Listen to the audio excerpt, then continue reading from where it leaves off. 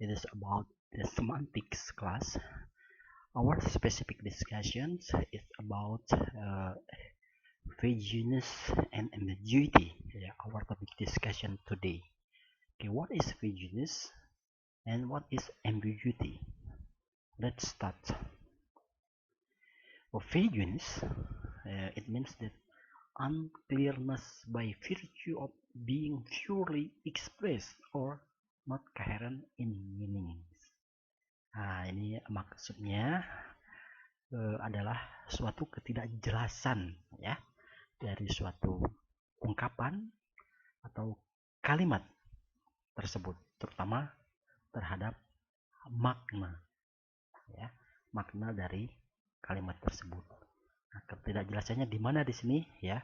Itu bisa bersifat kalimat atau kata tersebut bersifat umum ya, tidak spesifik.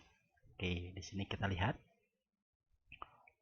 vagueness can be observed with all concepts that depend on properties varying on a continuous scale. Nah, di sini ya ketidakjelasan ya dalam suatu kata atau kalimat itu dapat dilihat dari semua konsep ya, konsep baik konsep ungkapan ya dari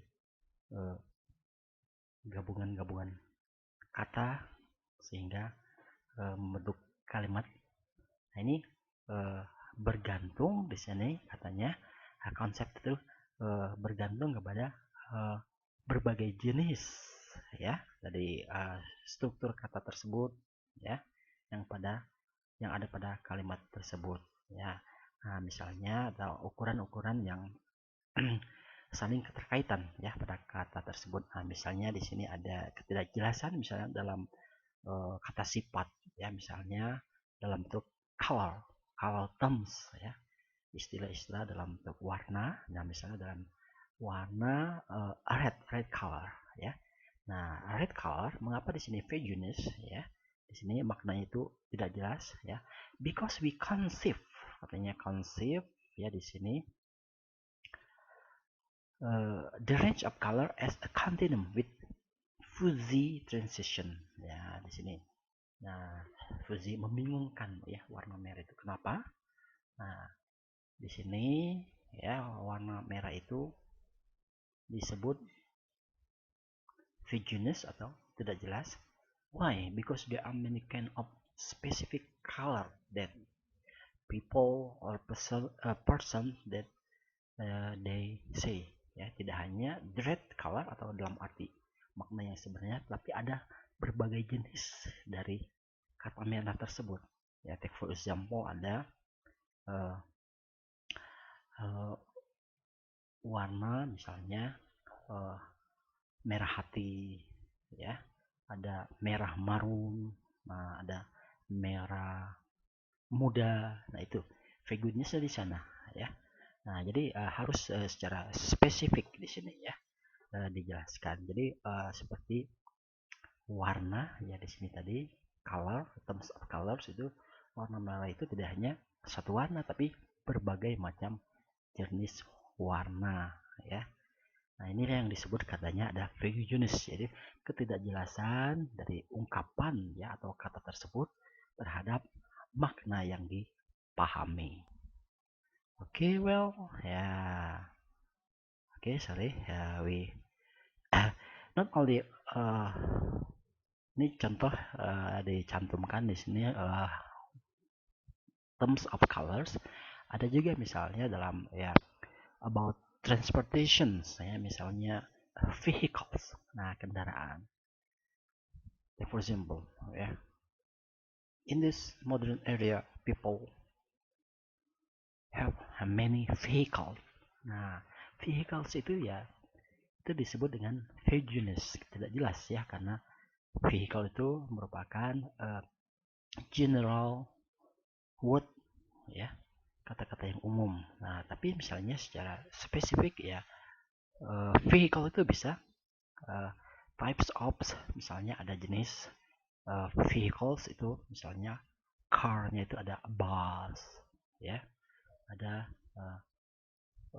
truck, ya, ada mercy, ya, itu dan sebagainya. Itu secara spesifik, itu secara jelas. Tapi kalau vehicles itu vagueness, karena vagueness.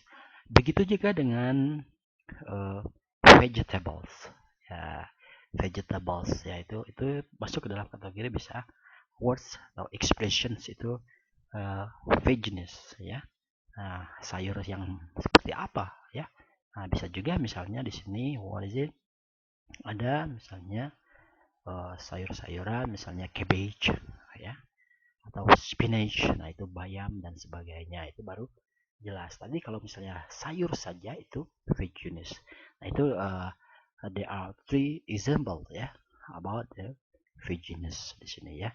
Ketidakjelasan, ya, dari suatu ungkapan atau kalimat, ya, karena bersifat umum, ya. Nah, itu harus dipahami secara tadi spesifik, apakah, ya, secara khusus tadi misalnya warna merah, ada merah hati, merah marun, ya, merah lipstick dan sebagainya. Oke. Okay, this is about the vagueness. And then for the next discussions, ya, itu ada ambiguity. Nah, ambiguity, ya, di sini lebih kepada di sini, ya, syntactic ambiguity. Jadi susunan struktur kalimat, ya, dalam suatu, ya, percakapan, ya, atau sentence. Nah, di sini, ya, yang tidak jelas itu nanti ada bagian strukturnya, ya. Apakah kata kerja, ya, apakah objek. Oke, kita lihat di sini, ya, syntactic ambiguity, ya. Independently of lexical ambiguity, syntax of a sentence may be ambiguous. Nah, di sini jelaskan, ya. Kata, ya, lexical, ya, di sini, ya, yang tidak jelas itu kadang di sini pada struktur dari kalimat, ya. Struktur kalimat itu ada kadang tidak jelas atau tidak dipahami apa maksudnya. Oke, misalnya contoh di sini. Oke, number one, we see that she watched the man with the binoculars.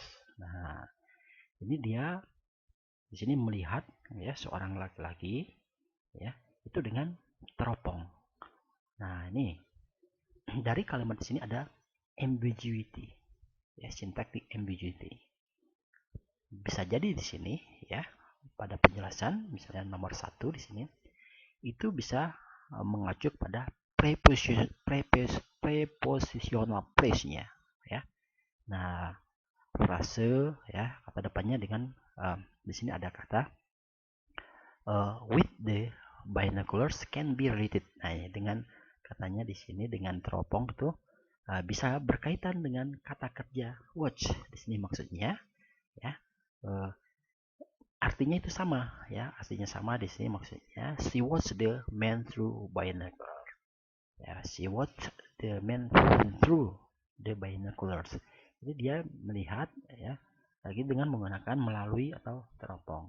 Atau juga bisa katanya di sini, ya, sebagai atribut, ya, penjelasannya non presnya katanya di sini dijelaskan bahwa the man who had the binocular, ya.